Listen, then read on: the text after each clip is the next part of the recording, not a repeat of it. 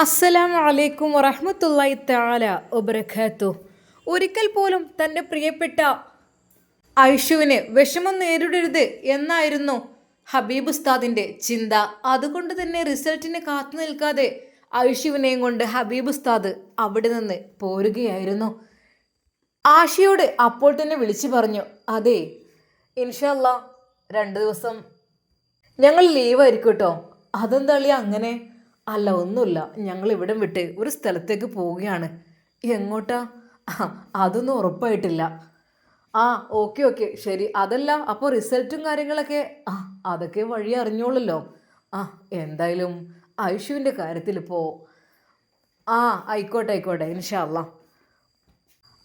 ഇക്ക നമ്മൾ എങ്ങോട്ട് പോകുന്നത്? നമ്മൾ ദൂരേ ഒരു സ്ഥലത്തേക്ക്. എന്നാലും എങ്ങോട്ടാണ്? പേരില്ലേ?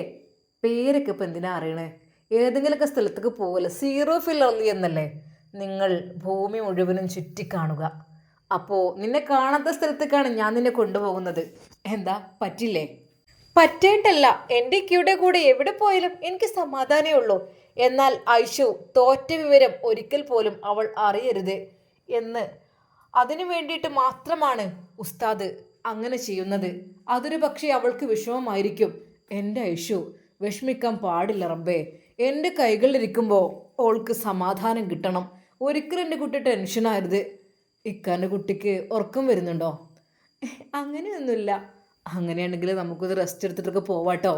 ഇക്ക എങ്ങോട്ട് എന്നെ കൊണ്ടുപോകുന്നത്? അല്ല പെണ്ണെ, എങ്ങോട്ടാണെങ്കിലും ഇപ്പോൾ എൻ്റെ കൂടെ വരാൻ നിനക്ക് ടെൻഷൻ ഇല്ലല്ലോ? ഇല്ല ഇക്ക, എങ്ങോട്ടാണെങ്കിലും കുഴപ്പമില്ല. എന്നാലും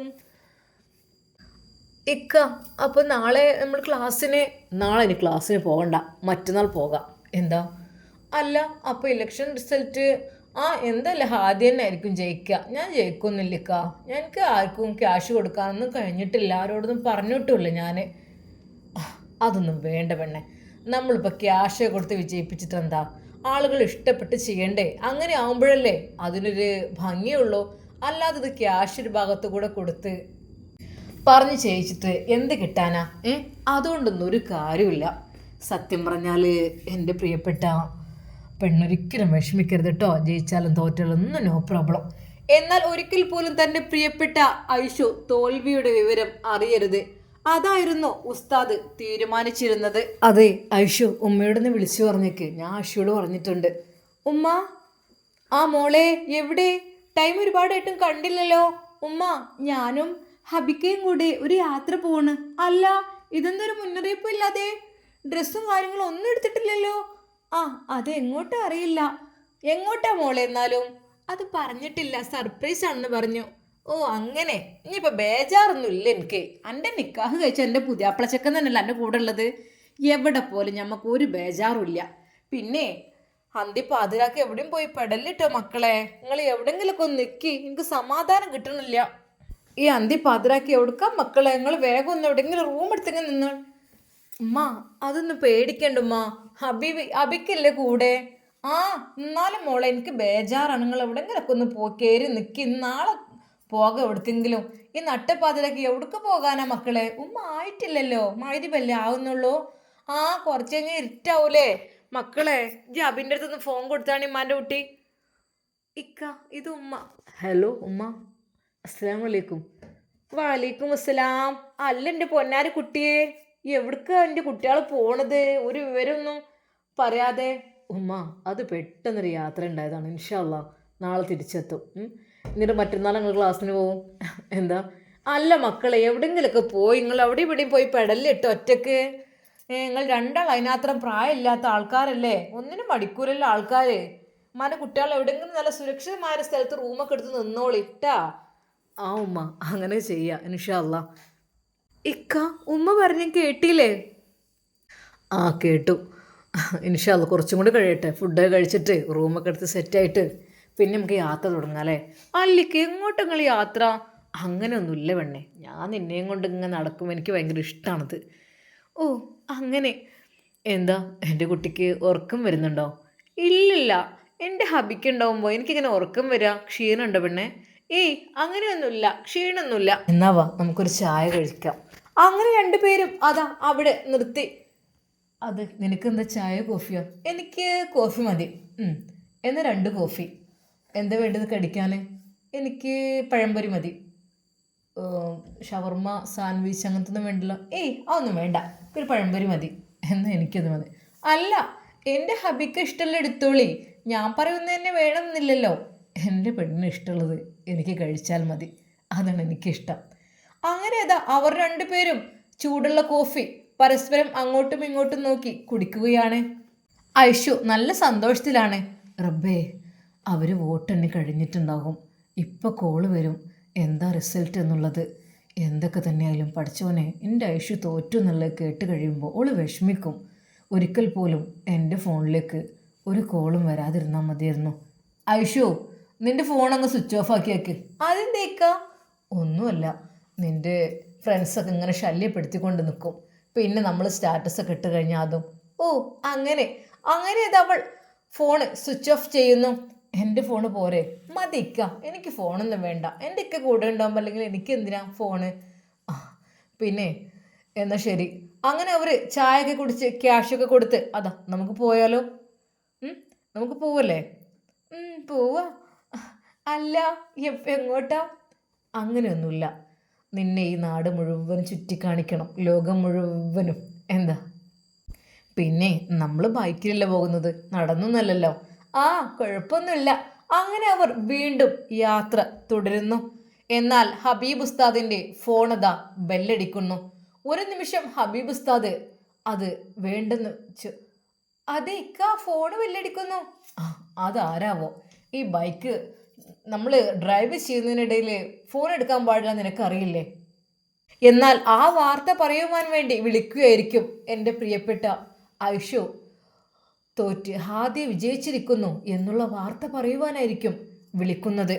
ഇക്ക ഫോൺ എടുക്കി, അടിക്കുന്ന കണ്ടില്ലേ? എടി പെണ്ണെ, ഇവിടെ നമ്മൾ പെട്ടെന്ന് സൈഡാക്കിയിട്ട് എടുക്കേണ്ട ആവശ്യമില്ല, കുറച്ച് കണ്ടില്ലേ അവിടെ ആയിട്ട് നമുക്ക് റൂം എടുത്തിട്ട് അവിടെ നിൽക്കാം. എന്നിട്ട് റൂം എടുത്തിട്ട് നിൽക്കുമ്പോൾ ഞാൻ ഫോണൊക്കെ വിശദമായി തിരിച്ച് വിളിച്ചോല. ഡ്രൈവിങ്ങിലാണെന്ന് ഞാൻ പറഞ്ഞിട്ടുണ്ടല്ലോ നേരത്തെ വിളിച്ചപ്പോഴൊക്കെ. ഇനിയിപ്പോൾ ആരും വിളിക്കൊന്നുമില്ല, അതിപ്പോൾ സ്കൂളിലെ സാറും ഉസ്താദുമാരൊക്കെ ആയിരിക്കും, അത് വിഷയമല്ല. ഇക്ക എടുത്തോളി. വേണ്ട. അങ്ങനെ അതാ ഫോൺ ബെല്ലടി നിന്നു. ഉസ്താദ് ഫോൺ എടുത്തില്ല. ഒരു പക്ഷേ എൻ്റെ ഐഷു അവൾ വിഷമിച്ചാലോ എന്ന് കരുതിയിട്ട് ഉസ്താദ് കണ്ടറിഞ്ഞു തന്നെ അതങ്ങ് ഒഴിവാക്കുകയായിരുന്നു. ഇക്ക, അതവിടെ ഒരു ലോഡ്ജ് കാണുന്നു. നോക്കട്ടെ, ആ ടൈപ്സിലുള്ളത് മതിയോ? കുറച്ചുകൂടി സെറ്റപ്പ് ആയിക്കൂടെ? അങ്ങനെയൊന്നും വേണ്ട, റിസോർട്ട് പോലുള്ള കുറച്ചൊരു പ്രകൃതി മനോഹരമായ. ഇക്ക, അതൊന്നും വേണ്ട. പ്രകൃതി മനോഹരം എൻ്റെ പ്രിയപ്പെട്ട എൻ്റെ അബിക്കയെ കാണുമ്പോഴാണ് എനിക്ക് കൂടുതൽ മനോഹരമാകുന്നത്. എൻ്റെ അബിക്കയില്ലാത്ത ജീവിതം എനിക്ക് മനോഹരമല്ല. അബിക്കയുണ്ടെങ്കിൽ അതെവിടെയും മനോഹരമാണ്. അങ്ങനെ അതാ അവളുടെ ഇഷ്ടത്തിന് ഉസ്താദ് അവിടെ ബൈക്ക് സൈഡാക്കുന്നു. നമുക്ക് ഞാൻ ചോദിച്ചു നോക്കട്ടെ കേട്ടോ. പെട്ടെന്ന് ഉസ്താദ് ഫോൺ എടുത്ത് നോക്കി. പഠിച്ചോനെ, 4 മിസ്ഡ് കോള്. ആഷി, ഷെഫീഖ് ഉസ്താദ്. ഓ, എല്ലാ ഉസ്താദന്മാരും വിളിച്ചിട്ടുണ്ടല്ലോ. സംഭവം റിസൾട്ട് ഓക്കെയാണ്. വാട്സപ്പ് ഗ്രൂപ്പുകളിൽ മെസ്സേജുകൾ നിറയുന്നു. ഓരോ ക്ലാസ് ഗ്രൂപ്പുകളിലും. പഠിച്ചോനെ, നെറ്റ് ഓൺ ചെയ്യണോ അറിയുന്നില്ല, ഓണാക്കിയാലോ ഒന്നായിട്ട്. ഹാദ്യ വിജയിച്ച വിവരം സ്റ്റാറ്റസ് എല്ലാം ഉണ്ടാവും. ഐഷു സങ്കടപ്പെടാൻ പാടില്ല. അങ്ങനെ അതാ അവർ റൂം എടുക്കുന്നു. ഐഷു വാ, നമുക്ക് നല്ല സെറ്റപ്പാണ്, കുഴപ്പമൊന്നുമില്ലല്ലോ. ഇല്ലിക്ക. അങ്ങനെ അവർ റൂം എടുത്തു. ഐഷു ഒന്ന് ഫ്രഷ് ആയിക്കോട്ടോ, നേരെ കോളേജിൽ നിന്ന് കൊണ്ടുവന്നല്ലേ. ഇക്ക, എത്ര വിശാലമായ ബെഡ്റൂമൊക്കെ അല്ലേ, എത്ര മനോഹരല്ലേ. എങ്ങനെ ഇവർ വെള്ള വിരിപ്പൊക്കെ ഇങ്ങനെ കൊണ്ടു നടക്കുന്നു? എന്നാൽ റിസോർട്ട് പോയപ്പോഴും അങ്ങനെ തന്നെ. എന്തായാലും നമ്മൾ വീട്ടിലൊന്നും ഇങ്ങനെയൊക്കെ വിരിച്ച് നിൽക്കൂലല്ലേ. അതിനൊക്കെ അവർക്ക് മെഷീനും കാര്യങ്ങളൊക്കെ അല്ലേ പെണ്ണേ. എന്നും ഡെയിലി ക്ലീനിങ്ങിനും കാര്യങ്ങളും മെഷീനും കാര്യങ്ങളും എല്ലാം ഉള്ളതല്ലേ. പിന്നെ നമ്മൾ വീട്ടിലെ പോലെയൊന്നുമല്ലല്ലോ. ഇക്ക, അതെ, ഒരു കോഫി വേണോ? ഇതാ ഇവിടെ എല്ലാ സൗകര്യങ്ങളും ഉണ്ട്. അതൊന്നും വേണ്ട, നമ്മളിപ്പോൾ കുടിച്ചല്ലേ ഉള്ളൂ, അതൊക്കെ വേണമെങ്കിൽ രാവിലെ കുടിക്കാം. ഇനി ഫുഡ് എന്താ ഓർഡർ ചെയ്യേണ്ടത്? ഇവിടെ ഉണ്ടാവും, എന്താ വേണ്ട വെച്ചാൽ നമുക്ക് പോയി കഴിക്കാം. അതൊക്കെ സത്യം പറഞ്ഞാൽ ഇലക്ഷനെ കുറിച്ചുള്ള ഓർമ്മകളെല്ലാം അവളിൽ നിന്ന് വിട്ടുപോയിരുന്നു. അവൾക്ക് അവളുടെ ഹബിക്കയെ കിട്ടിയാൽ മതി, എന്നാൽ തന്നെ സന്തോഷമാണ്. എന്നാൽ ഒരു നിമിഷം ഉസ്താദ് പുറത്തേക്ക് ഇറങ്ങി ഫോൺ ഓൺ ചെയ്തു. അതാ തുരുതുരെ മെസ്സേജുകൾ വന്നുകൊണ്ടിരിക്കുന്നു.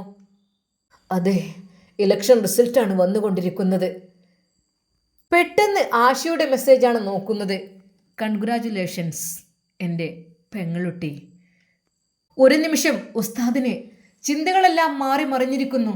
അതെ, എന്തൊക്കെയോ അത്ഭുതങ്ങൾ സംഭവിച്ചിരിക്കുന്നു. യാ അല്ലാ, ഒരുപാട് മിസ്ഡ് കോൾ, വോയിസ് മെസ്സേജ്.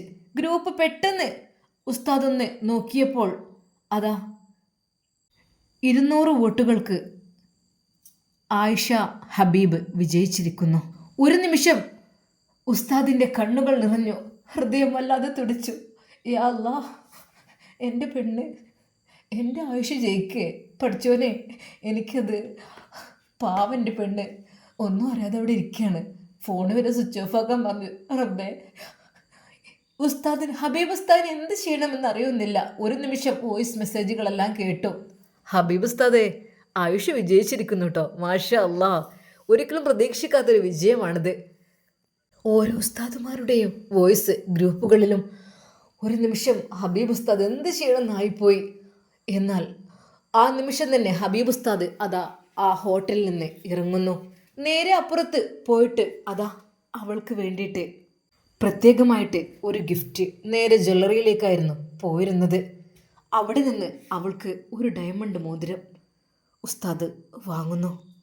തൊട്ടപ്പുറത്ത് നിന്ന് ഒരു കേക്ക് ഷോപ്പിൽ നിന്ന് കേക്കും വാങ്ങി നേരെ അതാ റൂമിലേക്ക്. ഐഷു, ഐഷു, ഇക്ക. ഓ, എവിടെയായിരുന്നു? നിസ്കാരം കഴിഞ്ഞോ? ആ, കഴിഞ്ഞു. കൺഗ്രാജുലേഷൻസ്. എന്താ, എന്തു പറ്റി എന്ന് പറഞ്ഞുകൊണ്ട് നിന്റെ കയ്യൊന്ന് തന്നെ. എൻ്റെ പ്രിയപ്പെട്ട ഐഷുവിന് നിന്റെ ഇക്കയുടെ സമ്മാനം. ഇതെന്തിനാ? വെഡിങ് ആനിവേഴ്സറി ഒന്നും ആയില്ലല്ലോ. ഇവിടെ നോക്കട്ടെ. അവളുടെ മനോഹരമായ ആ വിരലുകളിൽ ആ ഡയമണ്ട് മോതിരം ധരിപ്പിച്ചപ്പോൾ ശരിക്കും അവളുടെ ആ കൈകൾ വെട്ടിത്തിളങ്ങുന്നത് പോലെ ഉസ്താദിന് തോന്നി. ഐഷു എന്ത് മനോഹരമാണ്. പെട്ടെന്നതാ ഉസ്താദ് ആ കേക്ക് ബോക്സ് തുറന്നു. എൻ്റെ പ്രിയപ്പെട്ട ഐഷുവിന് വിജയാശംസകൾ. ഇലക്ഷനിൽ ഉന്നത വിജയം നേടിയ ഐഷുവിന്. ഒരു നിമിഷം അവൾ ഞെട്ടിപ്പോയി. യാ അല്ലാ, അബിക്ക, എന്താ ഇത് സത്യമാണോ? ആ പെണ്ണെ, സത്യമായിട്ടും എൻ്റെ ഐഷു വിജയിച്ചിരിക്കുന്നു. ഹബീബ് ഉസ്താദ് അവളെ കെട്ടിപ്പിടിച്ച് തുരുതുര ചുംബിച്ചു. എൻ്റെ പെണ്ണെ, എനിക്ക് സത്യമായിട്ട് ടെൻഷനായിരുന്നു. അതുകൊണ്ട് ഞാൻ നിന്നെയും കൊണ്ട് അവിടെ നിന്ന് ഇങ്ങോട്ട് പോകുന്നത്. ഒരിക്കലും എൻ്റെ ഐഷു ടെൻഷനായത് എന്നറിയിക്കാൻ വേണ്ടി. ഇക്ക, ഇതെങ്ങനെ സംഭവിച്ചു? അത്ഭുതം. അതെ, ആരുമില്ലാത്തവരുടെ കൂടെ അള്ളാഹു ഉണ്ടെന്ന് നീ കേട്ടിട്ടില്ലേ? 200 വോട്ടുകൾക്കാണ് നീ വിജയിച്ചിട്ടുള്ളത്. വെറും 300 കുട്ടികൾ മാത്രമാണ് ആ കോളേജിലുള്ളത്. അപ്പോൾ അതിൽ 100 കുട്ടികൾ മാത്രം അവൾ എത്ര ക്യാഷ് എറിഞ്ഞിട്ടുണ്ടാവും. എന്നിട്ടും 200 പേരും നിനക്ക് വേണ്ടിയിട്ട്. സത്യം പറഞ്ഞാൽ ഐഷ പൊട്ടിക്കരഞ്ഞു. ഇക്ക, അബിക്ക, ഞാൻ കേൾക്കുന്നത് സത്യമാണോ?